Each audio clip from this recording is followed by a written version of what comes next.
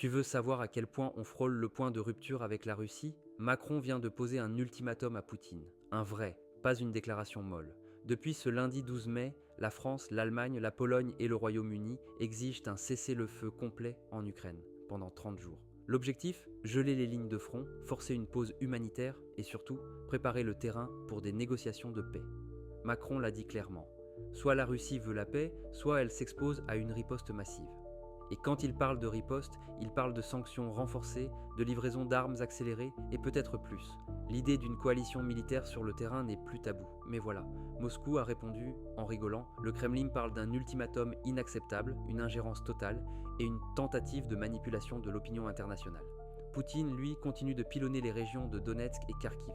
Pas de trêve, pas de pause. À ses yeux, cette guerre est loin d'être finie. Et ce n'est pas juste une posture. Depuis une semaine, la Russie envoie des drones, des missiles hypersoniques et bombarde les infrastructures énergétiques ukrainiennes. Dans le même temps, Macron a annoncé l'envoi de 12 canons César supplémentaires, financés, tenez-vous bien, par les intérêts gelés des avoirs russes. Oui, on arme l'Ukraine avec l'argent de la Russie. Dernière info, un sommet à Istanbul est envisagé ce jeudi.